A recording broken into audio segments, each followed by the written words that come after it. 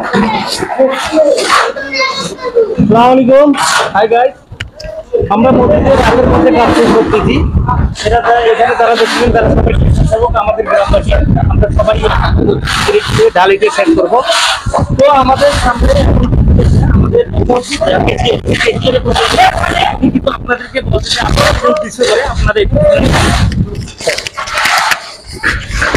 আসসালামু আলাইকুম। সম্মানিত দিনদরদি মুসলমান ভাই ও বোনেরা, আপনারা দেখতে পাচ্ছেন মসজিদের নন্দনপুর জামে মসজিদের নির্মাণের কাজ চলছে। তো অনেক বড় একটি প্ল্যান। মূলত এখানে যে সমস্যাটা, গ্রামের মুসল্লি অনুপাতে মসজিদের নামাজের জায়গা সঞ্চালন হচ্ছে না। আমরা খুবই একটি লজ্জিত অবস্থায় রয়েছি। মুসল্লিদের নামাজের জায়গা দিতে না পারাতে আমরা খুবই হীনমনতায় ভুগছি। এমনটা অবস্থায় অনেক কষ্ট করে অল্প কিছু পুঁজি নিয়ে মসজিদের নির্মাণ কাজটি আমরা শুরু করতে পেরেছি ইনশাআল্লাহ। তো আপনাদের সবার সহযোগিতা কামনা করছি। আপনারা দেখতে পাচ্ছেন কমপক্ষে যে পরিমাণ মুসল্লি অধিবাসীর তুলনায় এখানে প্রায় 150 থেকে 200 মুসল্লি নামাজ পড়েন। 5 ওয়াক্ত নামাজ ন্যূনতম 50, 60 এরকম 5 ওয়াক্ত নামাজ রয়েছে। উপরন্তু যখন গ্রামে কোনো অনুষ্ঠান হয়, বাইরে থেকে আমাদের মেহমান আসেন, মেহমানগণ নামাজ পড়তে পারেন না, আমরা খুবই লজ্জিত অবস্থায় তখন থাকি। সেই ক্ষেত্রে অনেক চিন্তা ভাবনা করে স্বল্প কিছু থাকা সত্ত্বেও আমরা এই মসজিদের নির্মাণ কাজ শুরু করেছি। মসজিদটা আনুমানিক 150 বছরের পুরনো।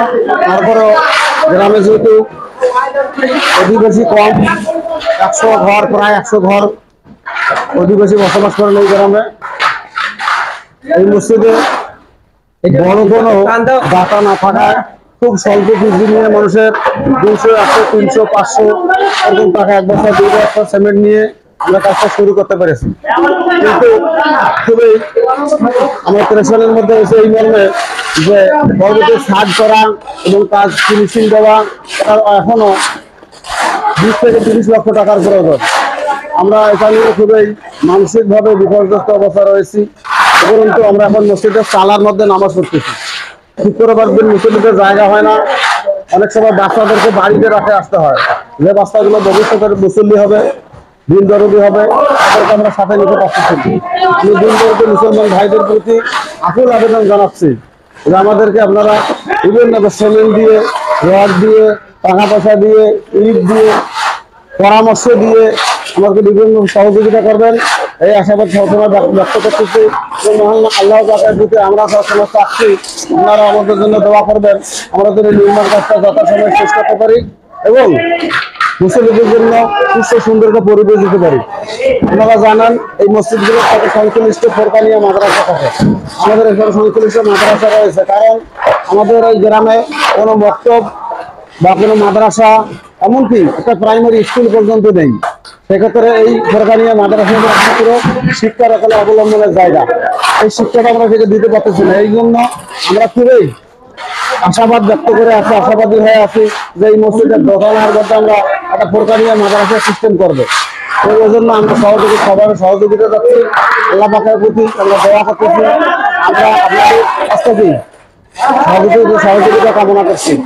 আমি আবারও দিন দরদি মুসলমান ভাইদের প্রতি আকুল আবেদন, আমাদের পরিচিত অপরিচিত যারা রয়েছেন, আমাদের ব্যাংক অ্যাকাউন্ট বলেন, আমাদের বিকাশ নাম্বার দেওয়া আছে, সেটাও পারেন, অথবা সরাসরি সহযোগিতা করবেন। আমরা খুবই আশাবাদী এবং আপনাদের প্রতি আকুল আবেদন জানাচ্ছি। মসজিদের একজন কেশিয়ার হিসেবে মসজিদের যে ফান্ড ছিল, আমাদের ফান্ড কিন্তু শেষের পথে। এখন আমাদের গ্রেড বিল দিচ্ছি। এই গ্রেড বিল দেওয়ার কাজ শেষ হলে আমাদের কাছে টাকা পয়সা নাই বললেই চলে। এখন সামনে বর্ষা মৌসুম আসতেছে, কিভাবে নামাজ হবে, এই গ্রামের মুসলিমরা কোথায় কিভাবে নামাজ পড়বে, সেটাই আমরা মানসিক পরিশ্রমের মধ্যে রয়েছি। আমি এজন্য সবার প্রতি করজোর আবেদন জানাচ্ছি, আপনারা আমাদেরকে সহযোগিতা করেন যাতে আমরা যত সময় মসজিদের কাজটা শেষ করতে পারি। আবার সুস্থতা কামনা করে আমার কথা এখানে শেষ করছি। আসসালামু আলাইকুম ওয়া রাহমাতুল্লাহি ওয়া বারাকাতুহু। তো গাইছে যে আমরা এখানে ডিম ঢাল দিচ্ছি। তো দেখেন ডিম ডাল দিদি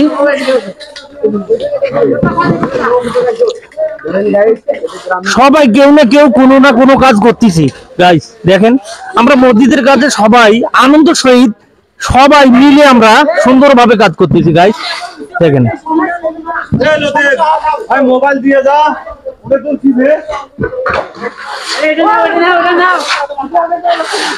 আমাদের 50% গ্রেড বিম ঢালাই দেওয়া হয়ে গেছে। আমি এর আগে ভিডিওতে আপডেট দিতে পারি নাই, তাই আজকে একবারই সবগুলো একসঙ্গে দেখাচ্ছি।